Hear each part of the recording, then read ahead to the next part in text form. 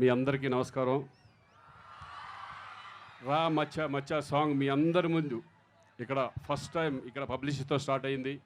డెఫినెట్గా ఈ సినిమా ఎక్కడికో వెళ్తుంది, ఎంతో విజయం సాధిస్తుందని మేము అందరం నమ్ముతున్నాం. మీ అందరి ఆదరాభిమానాలు ఈ సినిమాకు ఉండాలని నేను మనస్ఫూర్తిగా కోరుకుంటున్నాను. Thank you.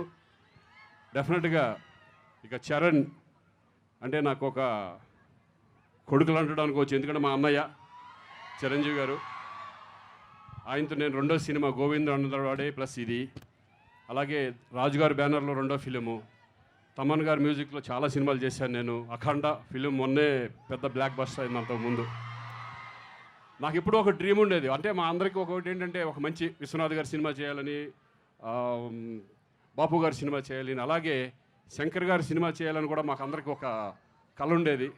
ఈ సినిమాతో ఒక మంచి క్యారెక్టర్ నాకు ఇచ్చి, అంటే మీరు ఎవరు ఎక్స్పెక్ట్ చేయరు ఈ సినిమాలో శ్రీకాంత్ ఇటువంటి క్యారెక్టర్ చేస్తాడని, నేను కూడా ఒక ఛాలెంజ్గా తీసుకుని ఈ క్యారెక్టర్ నాకు రావడం నాకు చాలా సంతోషంగా ఉంది. థ్యాంక్ యూ అండి, అందరికీ థ్యాంక్ యూ వెరీ మచ్.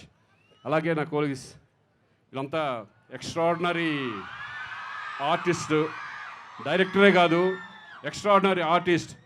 ఈరోజు మనందరం చూస్తున్నాం, ఈరోజు మన తెలుగు ఇండస్ట్రీలో ఒక తిరుగులేని నటుడిగా ఈరోజు సూర్య గారు ఇక్కడికి రావడం, ఈ సినిమాలో కూడా మరో ఒక విజృంభణ ఈ సినిమాలో, దీంట్లో కూడా నేను పాల్పంచుకున్నాను. చాలా thanks శంకర్జీ, thank you very much. నాకు మంచి క్యారెక్టర్ ఇచ్చారు.